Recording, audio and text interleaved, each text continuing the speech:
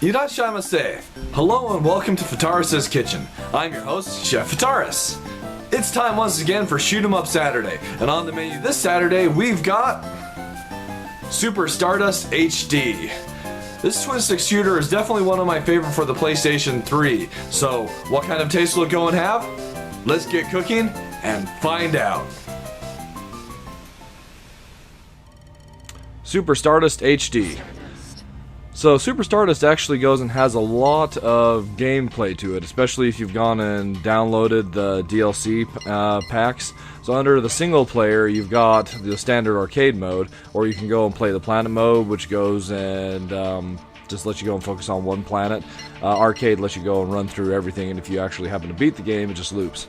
But you've also got these 4 game modes that are part of the solo DLC pack. You've got the Endless, where, well, as the description goes and says there, you just go and play endlessly with random waves. Survival, you survive as long as you can as like things just go and get insane. Bomber, you only have bombs to go and use, so you need to go and score as many points as possible with what you have. And then Time Attack, play one planet as fast as you can. We're just going to go ahead and tackle the main mode, Arcade, on normal difficulty, of course. So you've got 5 possible planets to go and select. We're going to go ahead and just start at the beginning. Whatever the heck it's called. So they go and show a real quick image of the control scheme, so that you know what you're going and doing. And then we go and get a brief little tutorial of what's what in the game. So as we shoot asteroids, we go and get the green asteroids, and you can shoot those for tokens. And sometimes the tokens go and come out as you have a ship, which is basically your 1-up, shield, or one of the three different weapon power-ups. And then over time they'll go and degrade to points, and after a certain time even those points will just go and disappear. And then the 3 different kind of weapons, the rock crusher, the gold melter, and the icebreaker, are each effective against a particular kind of asteroid, which of course makes sense based off of their names, rock, gold, and ice, as it shows there. Anyway, let's go ahead and jump in. So I'll just go and be playing through the first world. I won't worry about going much further than that. So the controls for Super Stardust is just basically a twin stick shooter. So, you know, one stick goes and controls your direction of fire, the other stick goes and controls... Wow, I kind of screwed that one up. I didn't go and pick up any for the weapon that's most effective for this planet. Anyway, one stick goes and controls your direction of movement, the other goes and controls your direction of fire. So, you know, you can go move in 360, and you can go and shoot in 360 degrees as well. So, since I haven't gotten any upgrades for the Rock Crusher, this is going to go and be a little bit on the tricky side. I don't know, I did at least get one in there. So, we go and start off with a light barrage of asteroids. And then, of course, as you go and shoot the asteroids, you're going to have smaller and smaller chunks, similar to like one of the great progenitors of the space shoot-'em-up genre, asteroids itself. As we go and destroy the asteroids and other enemies that are going to come along later, we go and increase our score multiplier as well, which is crucial if you're going and trying to score attack this game, which is really actually a satisfying endeavor. And once we've gone and destroyed a certain number of waves for the stage, then we go and get a final wave of enemies, and that'll go and complete the level. We go and get our little phase complete and move on to the next phase. I want that to go and come back around to Rock Crusher so I can... There we go. Now, at the start of the 3 intermediate phases for a planet, they'll go and be one of these... Oh, wait. Never mind. So, depending on the planet, you go and have these sections where you get this icon with a number on it, and you have to go and destroy the asteroids that pop up in it completely in a set interval and a set amount of time. And if you do that, 8, 7, 6, 5. Oh, I almost missed 5 there. 4, 3. If you do that within a set amount of time, 1. You go and get this awesome bonus, which can be abso-friggin-huge. Anyway, in the intermediate phases of the planet, you go and get one of those little ships, which goes and has these 2 containers which contain bombs, which are like totally awesome. So in addition to your fire, which we've got 3 weapons always available from the start, there's the rock crusher, which I've been going and using exclusively up to this point, the gold melter, which is kind of an awesome flame whip you can go and run around. It's not very effective against the asteroids, unfortunately, and the ice splitter. I wanted to call it what? The ice breaker earlier, so sorry about that. That was incorrect. Oh, sounds like we got some enemies spawning our way. We'll go back to the rock crusher for now. In addition to those 3 weapons, we've got bombs we can go and use, and a dash, which can go and get us out of trouble, as well as go and deal heavy damage to whatever we happen to go and dash into, through. You just don't want to go and actually end your dash in something. That's bad. Let's use a bomb to get some bombs. Clear out like the space around us as well. Hopefully I can go and get a shield power up. I would definitely feel better about my survivability if I did, but if I don't, I don't. So each planet consists of 5 phases. Once we go and get through those phases, or the first 4 phases, the final phase is a boss. And, you know, throughout the phases, the planet will just go and be bombarded by asteroids of various composition, as well as you'll having enemies go and spawn in, either dropping down through the planet or coming out of the planet, depending on the kind of enemy they are. At least I'm assuming that's where the worms come from. Truth be told, I'm not 100% certain, since they always spawn on the opposite side of the planet. So it's got to be from the planet, right?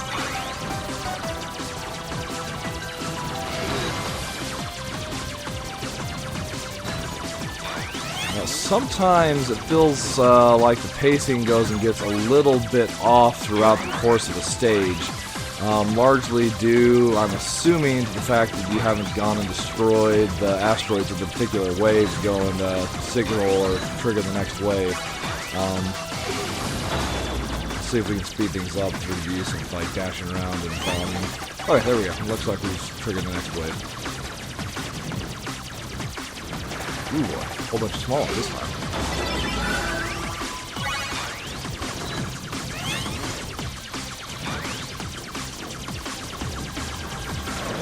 Now some bigger ones.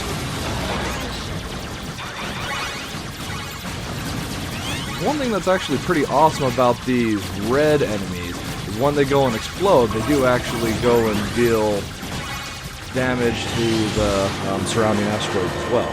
That's definitely a neat feature. Ooh, got yet another rock crusher item up that way. Come on.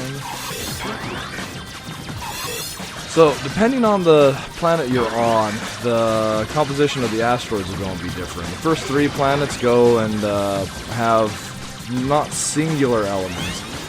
This one does. It's all rock, but once you go and get to the second and third planet, there are the other elements intermixed. But the second planet's primarily gold, the third planet's primarily ice, and then after that, it's really like gets varied and shaken up with some of the stages going and being almost outright just enemies. But that being the case, we're not getting a very good opportunity to go and show off the rest. So if you go and find this interesting, I'm pretty sure you could go and get this title rather inexpensively these days. So I would highly recommend going and checking it out for yourself if you're interested in going and seeing what the other weapons and see how like they largely progress. Okay, so we are in phase 4, so this should be the last standard phase before we go and get our boss. The asteroids do persist from phase to phase though, so we'll probably want to try and clear out as many as we can just to make things easier on ourselves for the next phase. Ooh, yes, more rock crusher.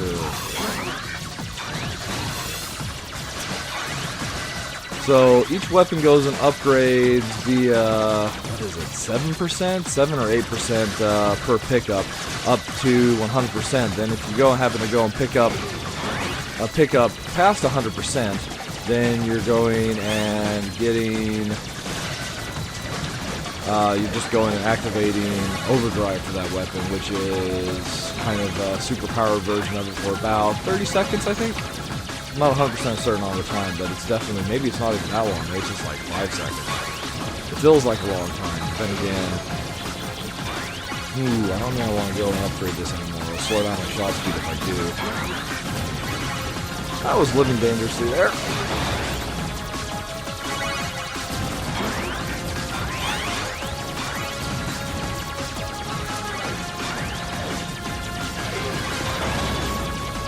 Alright, that goes and exhausts my bombs. Hopefully we're going to make things nice and clear for the future.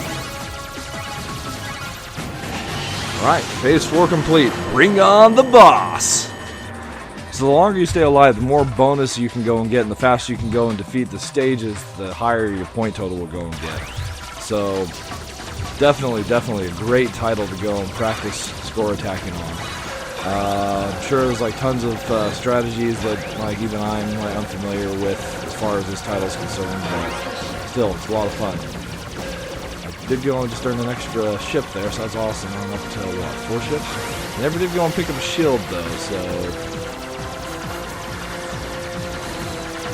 let's go ahead and switch to the gold melter for this boss. It's nice because we can just go and deliver a constant stream of fire to him. This particular UFO boss has 4 weak points, one on each of, I guess, what you'd assume is the cardinal directions. As we go and destroy the sides, I'm trying to go and actually deal even damage here before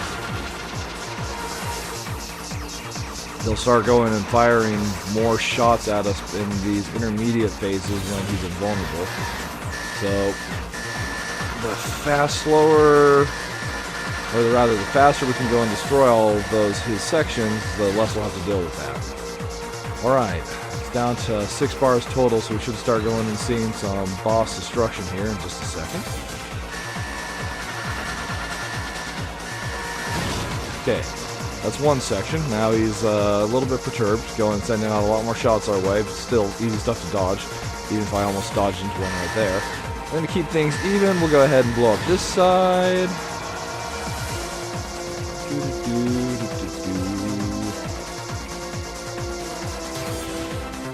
Take out this side. Oh hey, there's a green bonus I haven't picked up yet. Dash through the boss to the other side and take out the final side. Remember, it's always coolest to be in the middle of the explosion. Alright, level complete, or planet complete, depends on how you want to go and look at it. That, in a nutshell, is Super Stardust HD.